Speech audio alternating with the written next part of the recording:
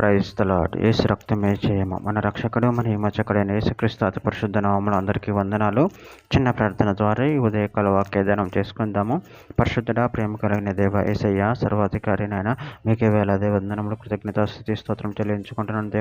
దేవ ఉదయకాలం ప్రభు వాక్య భాగం ధ్యానిస్తుండగా వాక్య భాగం మాకు అర్థమవునట్లు సహాయం చేసి మీ కృపలో బలపరిచి మీకు మాదిరిగా మమ్మల్ని నడిపించి మీ చిత్తమును మా జీవితంలో జరిగించమని ఈ చిన్న ప్రార్థన ప్రభు యేసుక్రీస్తు అతి పరిశుద్ధ నామములో అడిగి వేడుకుంటున్నాను తండ్రి. ఆమెన్. కొరింథీయులకు రాసిన 2వ పత్రిక 6వ అధ్యాయం 2వ వచనము. అనుకూల సమయం ముందు నీ మొర ఆలకించితిని, రక్షణ దినమందు నిన్ను ఆదుకొంటినని ఆయన చెప్పుచున్నాడు కదా. ఆమె. దేవుడి వాక్య భాగం దీవించును గాక. ప్రభునందు ప్రియులారా, ఇక్కడ వాక్య భాగంలో గమనించినట్లయితే అనుకూల సమయమందు నీ మొరను ఆలకించితిని, రక్షణ దినమందు నిన్ను ఆదుకొంటిని అని ఆయన చెప్పుచున్నాడు కదా.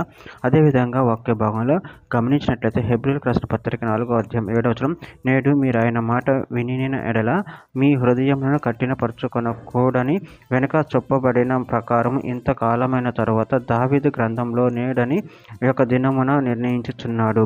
కీర్తనల గ్రంథం 69వ అధ్యాయం 13వ వచనంలో, యెహోవా అనుకూల సమయమున నేను నిన్ను ప్రార్థించుచున్నాను. దేవా, నీ కృపాబాహువులను బట్టి నీ రక్షణ సత్యమును బట్టి నాకు ఉత్తరమేము. సామెతల గ్రంథం 27వ అధ్యాయం 1వ వచనం, రేపటి దినమును గురించి అతిశయపడకుము, ఏ దినమున ఏది సంభవించినా అది నీకు తెలియదు.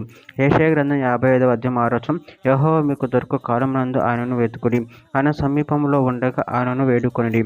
హోషేయ గ్రంథం 13వ అధ్యాయం 13వ వచనం, ప్రసూతి వేదనలు కలిగినట్టుగా అతనికి వేదన పుట్టును, పిల్ల పుట్టు సమయమున బయటికి రాని శిశువైనట్టుగా అతడు బుద్ధి లేని వాడే వృద్ధికి రాడు. మత్తయి సువార్త 5వ అధ్యాయం 25వ వచనం, నీ ప్రతివాతో నువ్వును త్రోవలో ఉండగానే త్వరగా అతనితో సమాధాన పడుము, లేని ఎడలు ఒకవేళ నీ ప్రతివాది నిన్ను న్యాయాధిపతికి అప్పగించడం, న్యాయాధిపతి నిన్ను బంట్రోతుకు అప్పగించడం, అంతటా నువ్వు చెరసాలలో వేయబడదు.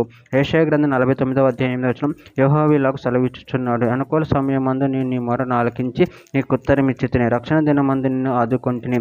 బయలు వెల్లుడి అని బంధింపబడిన వారితోనే బయటికి రండి అని చీకటిలోనున్న వారితో చెప్పుచు దేశమును చక్కపరిచి పాడైన స్వాస్థ్యమును పంచిపెట్టుటకై నిన్ను కాపాడి ప్రజలకు నిబంధనగా నియమించితిని.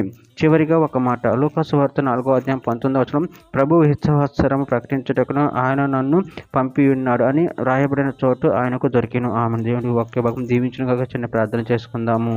పరిశుద్ధుడా, ప్రేమ కలిగిన దేవేశయ్య, మీరు ఇచ్చిన వాక్యదానాన్ని కృతజ్ఞతలు చెల్లించుకుంటూ మా మొరను ఆలకించండి తండ్రి. మీకు అనుకూలంగా మమ్మల్ని మార్చుకొని మేము పరిశుద్ధి అనుగ్రహించామని చిన్న ప్రార్థన ప్రభు యేసుక్రీస్తు పరిశుద్ధ నామములో అడిగి వేడుకుంటున్నాను తండ్రి. ఆమేన్.